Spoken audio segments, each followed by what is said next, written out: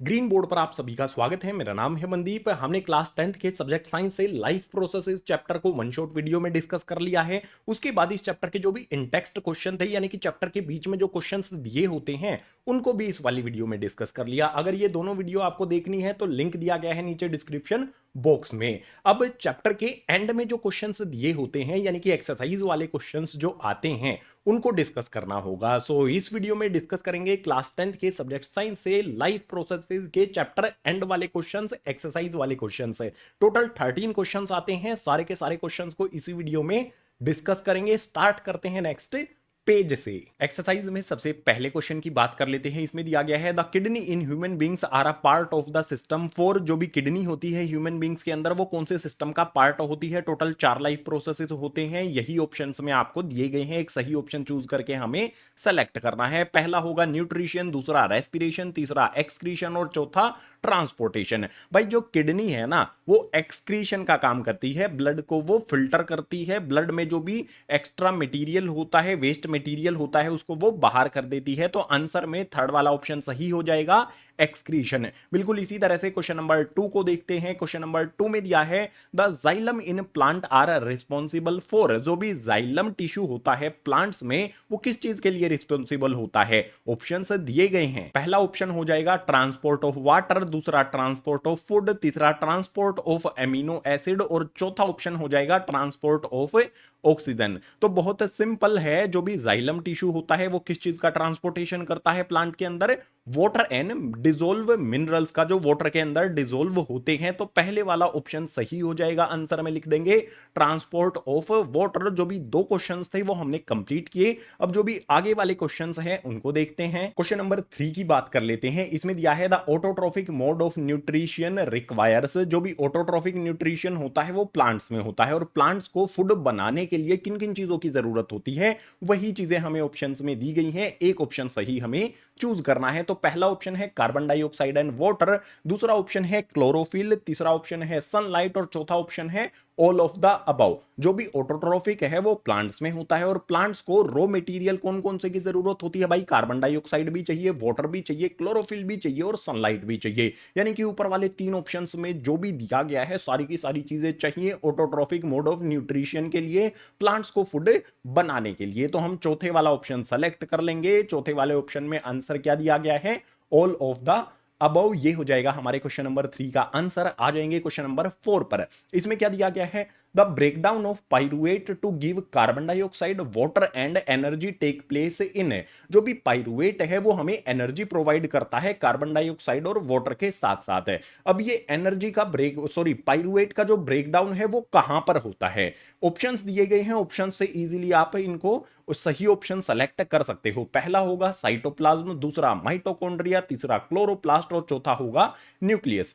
अब आपने class 9th पे पढ़ा था कि भाई एनर्जी कहां पर बनती है?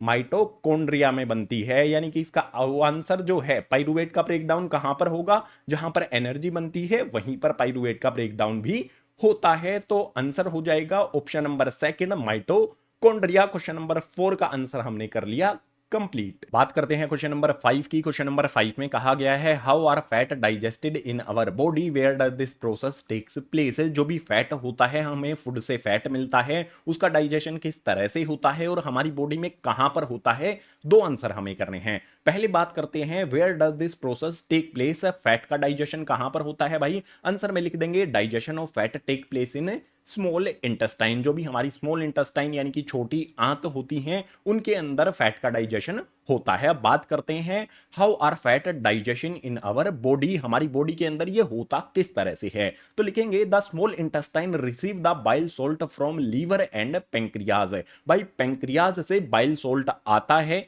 स्मॉल इंटेस्टाइन में। स्मॉल इंटेस्टाइन में जो फूड होता है, फैट होता है, उसके साथ वो मिक्स होता है। The bile salt break down the large flat fat globules into smaller globules.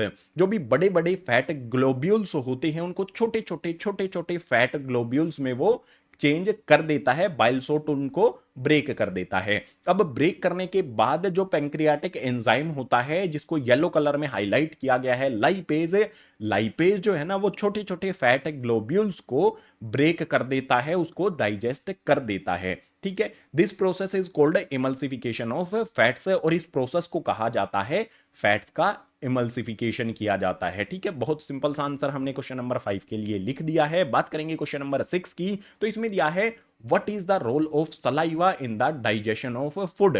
Food के डाइजेशन में सलाइवा का क्या रोल होता है? आंसर में लिखना पड़ेगा saliva contains salivary amylase enzyme that break down starch into sugar. जो भी सलाइवरी एमिलेज होता है वो फूड के साथ मिक्स हो जाता है हमारे माउथ के अंदर, और जो भी हमारा स्टार्च होता है, फूड से हमें स्टार्च मिलता है, वो स्टार्च को ब्रेक डाउन कर देता है शुगर के अंदर, यानी कि कॉम्प्लेक्स फूड मटेरियल को वो सिंपल फूड मटेरियल में चेंज कर देता है। डिटेल में समझ लेते हैं। देखो, फूड से हमें स्टार्च मिलता है, सलाइवरी एमिलेज हमारे जो भी बॉडी है वो क्रिएट करती है, दोनों मिक्स हो जाते हैं, उसके बाद वो शुगर में कन्वर्ट हो जाते हैं। स्टार्च और सलाइवरी एमिलेज शुगर बनाते हैं। ठीक है, शुगर हमारा फूड होता है, सिंपल फूड में हमारा स्टार्च जो है वो कन्वर्ट हो जाता है सलाइवरी एमिलेज की वजह से। जो भी सलाइवा है वो इस तरह से हमारे डाइजेशन में हेल्प करता है, जो भी हमारे फूड के अंदर स्टार्च होता है उसको वो शुगर में कन्वर्ट कर देता है। बहुत सिंपल सी बात हमने यहां पर क्वेश्चन नंबर 6 में आंसर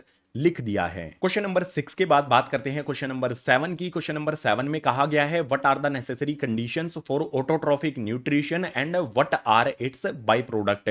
जो भी ऑटोट्रॉफिक न्यूट्रिशन होता है उसके लिए नेसेसरी कंडीशंस क्या होती हैं और बाय प्रोडक्ट क्या बनता है? तो भाई आंसर लिखते हैं। सबसे पहले necessary condition for autotrophic nutrition, एक सिंपल सी लाइन क्वेश्चन से ही उठा के लिख देनी है। अब 4 पॉइंट पर बात करेंगे कौन कौन सी चीजें की जरूरत होती है ऑटोट्रॉफिक न्यूट्रिशन के लिए। भाई, presence of chlorophyll in the living cells, जो भी प्लांट के सेल्स होते हैं उसमें क्लोरोफिल होना चाहिए। दूसरी कंडीशन होती है supply of water to green plants, भाई जो वाटर है उसकी जरूरत होती है। तीसरा सनलाइट की जरूरत होती है, और चौथा कार्बन डाइऑक्साइड की जरूरत होती है। ये 4 चीजें होंगी तो ही ऑटोट्रॉफिक न्यूट्रिशन पॉसिबल हो पाता है।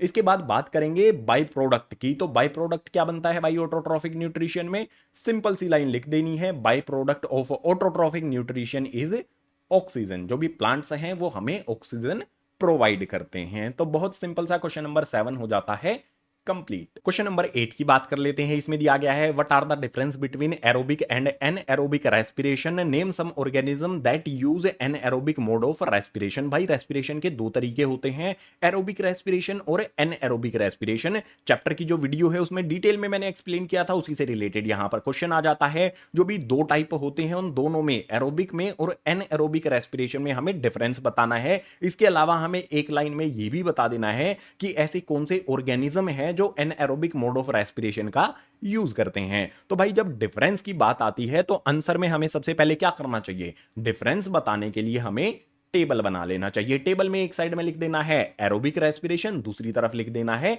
Anaerobic respiration. अब पहले डिफरेंस की बात करते हैं। एरोबिक रेस्पिरेशन कहां पर होता है? प्रेजेंस ऑफ ऑक्सीजन में। जहां पर ऑक्सीजन पॉसिबल, ऑक्सीजन होती है, वहीं पर एरोबिक रेस्पिरेशन पॉसिबल हो पाता है। एनएरोबिक रेस्पिरेशन कहां पर होता है? एब्सेंस ऑफ ऑक्सीजन में। जहां पर ऑक्सीजन नहीं होती है वहां पर होगा एनएरोबिक रेस्पिरेशन। एक डिफरेंस हो गया। दूसरे डिफरेंस की बात करते हैं।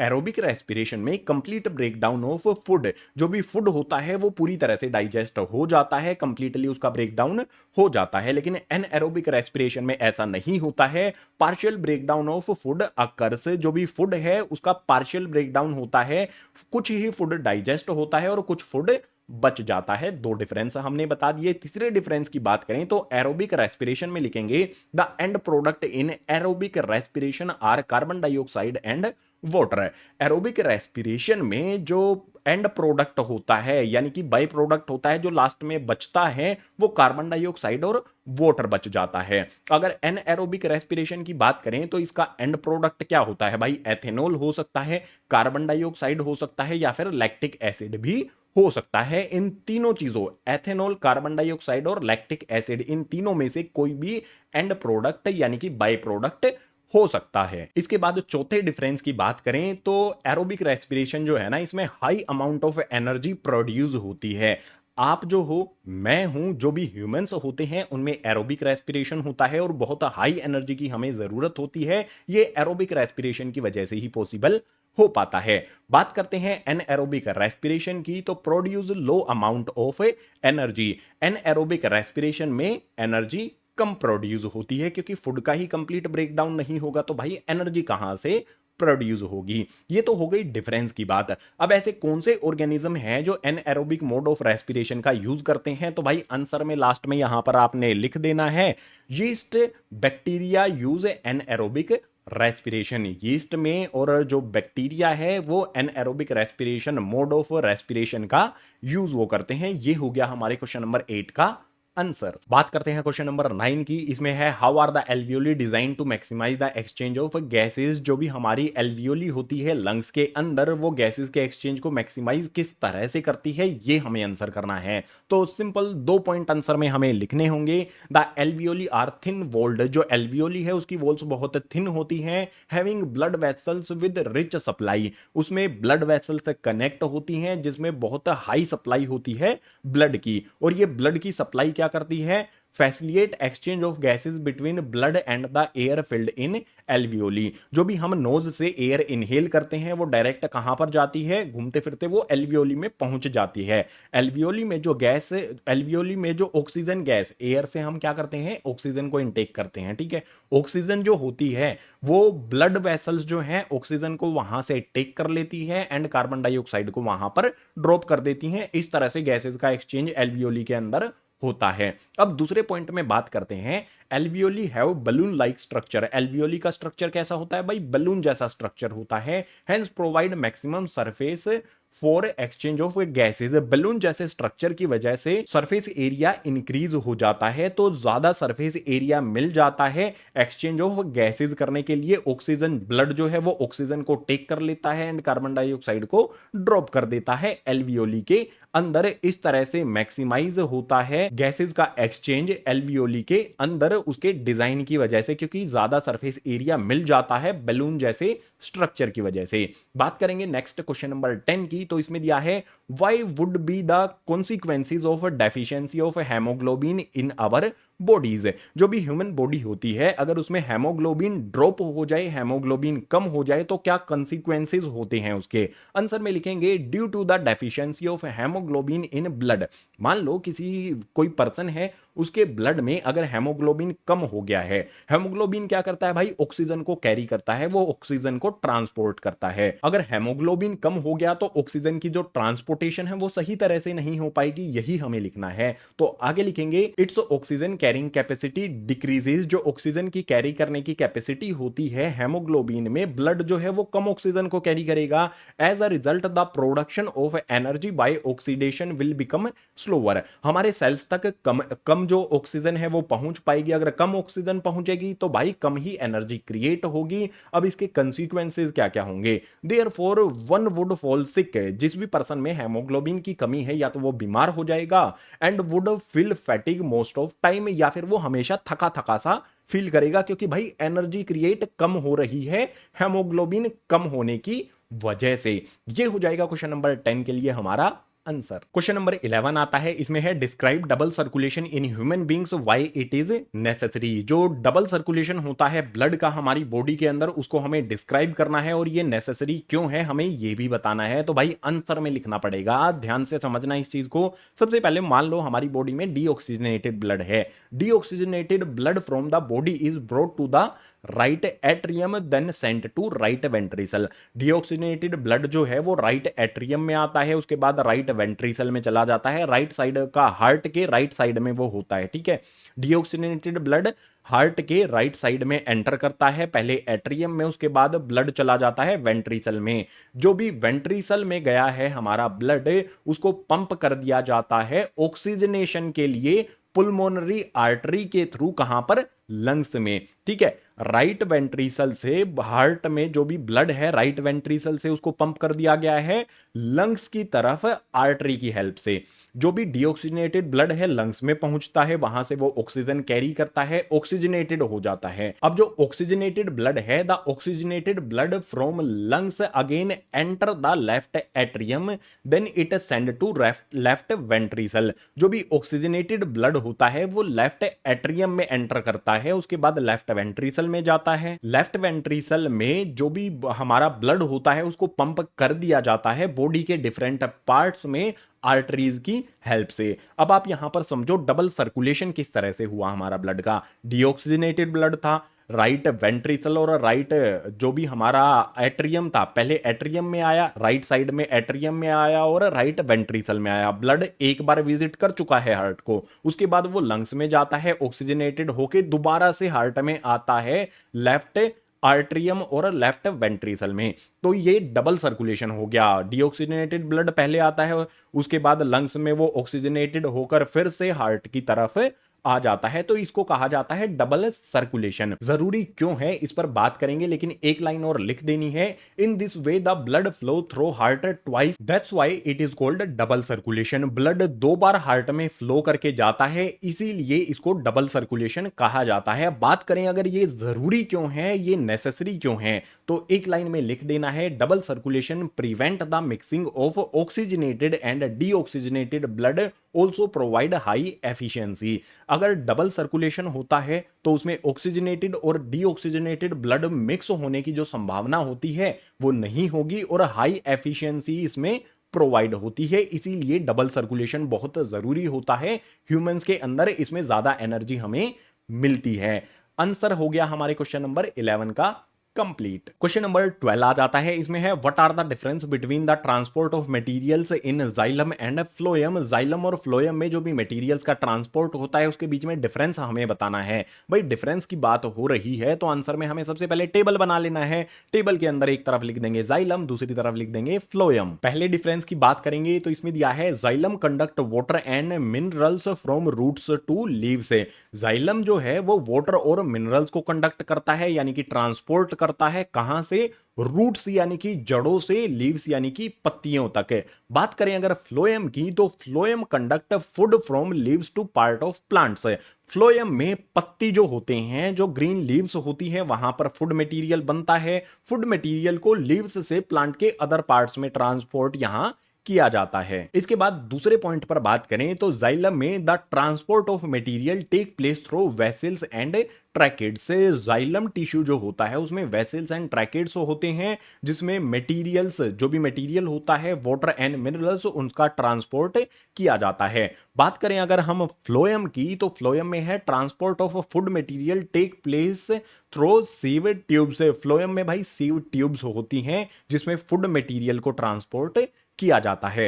नेक्स्ट बात करते हैं जाइलम में upward movement of water and dissolve minerals is mainly achieved by transpiration pull. मैंने आपको बताया था चैप्टर में भाई ट्रांसपिरेशन पुल क्या होता है, उसकी वजह से वाटर या फिर वाटर के अंदर जो डिसॉल्व मिनरल्स होते हैं उनका ट्रांसपोर्ट हो पाता है ऊपर की डायरेक्शन में, रूट्स से लीव की तरफ होता है, ये ध्यान आपने रखना है। इसके बाद फ्लोएम की बात करें तो इसमें है materials is transferred into phloem tissue using from ATP, this increase the osmotic pressure. जो भी फ्लोएम है उसमें एटीपी का यूज किया जाता है, ऑस्मोटिक प्रेशर जो है वो इंक्रीज हो जाता है। यानी कि फूड जहां पर भी बना है लो कंसंट्रेशन, कहीं पर फूड की जरूरत होगी प्लांट के पार्ट में, लो कंसंट्रेशन ऑफ फूड होगा तो हाई कंसंट्रेशन फूड से लो कंसंट्रेशन फूड की तरफ फूड की मूवमेंट होती है, फूड का ट्रांसपोर्ट होता है फ्लोएम में। ये हमारा हो जाता है क्वेश्चन नंबर 12 का आंसर। बात करते हैं लास्ट यानी कि क्वेश्चन नंबर 13 की। इसमें है compare the functioning of alveoli in the lungs and nephron in the kidneys with respect to their structure and functioning.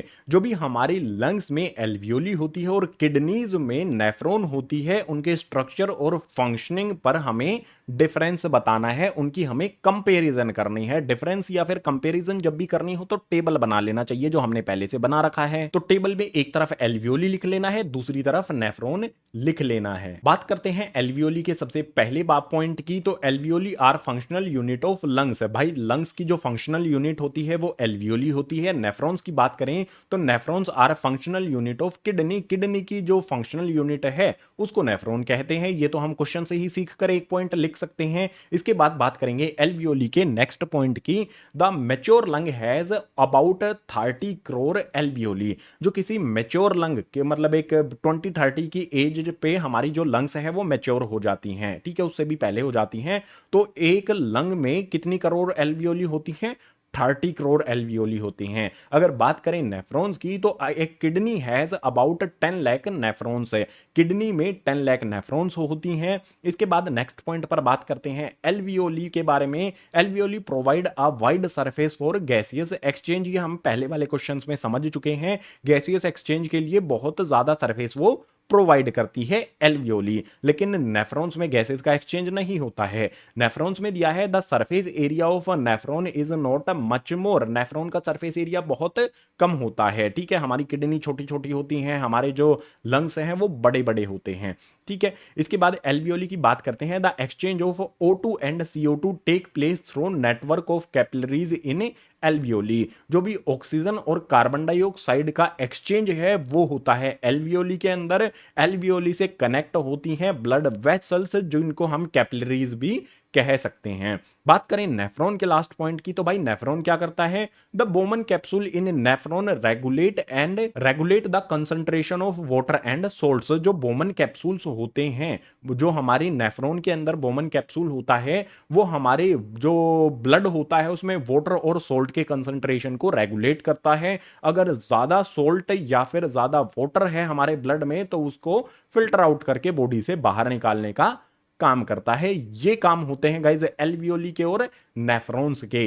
अब अगर आपका ये जो क्वेश्चन है, क्वेश्चन नंबर 13 5 नंबर में आता है, तो आपको क्या करना है? एल्वियोली का और नेफ्रॉन्स का डायग्राम भी एग्जाम में आपने बना देना है। तो ये था लास्ट क्वेश्चन। क्वेश्चन नंबर 13 का आंसर हमने कर लिया है कंप्लीट। इसी क्वेश्चन नंबर 13 के साथ चैप्टर के जो भी क्वेश्चन आंसर्स हैं वो हो जाते हैं कंप्लीट। उम्मीद करूंगा सभी के सभी क्वेश्चन आपको समझ आए होंगे। अगर आए हैं तो वीडियो को लाइक कर देना, अपने क्लासमेट्स के साथ शेयर कर देना, और जितने भी नए स्टूडेंट्स आते हैं चैनल को सब्सक्राइब जरूर कर देना। क्लास 10th की एजुकेशनल वीडियोस इसी तरह से चैनल पर आती रहेंगी। इसके अलावा चैप्टर नंबर 5 लाइफ प्रोसेसेस की ये तीनों वीडियो, चैप्टर की वन शॉट वीडियो, उसके बाद इन टेक्स्ट वाली वीडियो, उसके बाद जो भी चैप्टर एंड के क्वेश्चन आंसर्स हैं उनकी वीडियो, तीनों वीडियो के लिंक आपको नीचे डिस्क्रिप्शन बॉक्स में दिए गए हैं। तीनों वीडियोस को देख भी लेना है और अपने क्लासमेट्स के साथ शेयर भी कर देना है। सो इस वीडियो में इतना ही। मिलूंगा आपसे इसी तरह की नेक्स्ट एजुकेशनल वीडियो में।